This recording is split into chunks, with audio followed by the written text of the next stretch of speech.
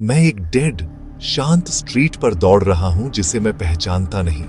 नियोनन चमकता है, एक शटर बजता है, मैं एक खाली दुकान में छिप जाता हूं। धूल भरा काउंटर, भिनभिनाती लाइट्स, जैसे दुनिया इस जगह को भूल गई हो। तभी मेरे कंधे पर एक हाथ पड़ता है। मैं उछल पड़ता हूं, फिर सांस छोड़ता हूं। ये मेरी बड़ी बहन है। हम दोनों कंफ्यूज्ड हैं और डरे हुए हैं।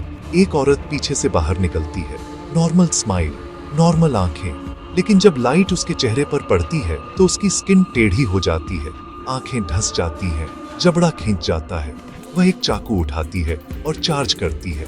हम भागते हैं, हम गली में घुसते हैं, सिर्फ एक और औरत से मिलने के लिए जो रास्ता रोक रही है, जो एक रेजर शार्प खतरनाक दिखने वाले हथियार से। फंस गए। मेटल बजता है। मैं अपनी बहन का हाथ पकड़ता हूँ। बहुत देर हो चुकी है, उसे लग जाती है। मैं चीखता हूँ। चाकू मेरी तरफ चमकता है, सीधा मेरी आंखों में, सफेद गर्मी, और मैं जाग जाता हूँ, हांफता हुआ।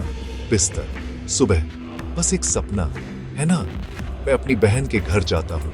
वह दरवाजा खोलती है, जिंदा। मैं टूट जाता हूँ, राहत से बुरी तरह रोता हूँ। मुझे भी बिल्कुल वैसा ही सपना आया। सिमिलर नहीं, बिल्कुल वैसा ही। हम अपने पेरेंट्स को बताते हैं। मॉम चिंतित हैं। तुम दोनों बहुत ज्यादा बिंज करते हो। मैं वैसे भी कॉलेज जाता हूँ, इसे भुलाने की कोशिश करता हूँ। रात, मुझे सड़क पर एक रैंडम पेन ड्राइव मिलती है, जैसे वह मेरा इंतजार कर रही थी। मैं उसे प्लग करता हूँ, कुछ भी नहीं चलता। मैं उसे एक तरफ फेंक देता हूँ और सो जाता हूँ। सपना वापस आता है, वही खाली दुकान, वही चाकू, वही एंडिंग। दिन रात में बदलता है, रात दिन में, बार बार लूप रीसेट होता है। मेरी बहन कॉल करती है, आवाज कांप रही है। मैं भी इसमें फंस गई हूँ। हम परिवार, दोस्तों, हर किसी को जुटाते हैं जो सुनेगा। कोई हम पर विश्वास नहीं करता। मजाक, आई रोल्स।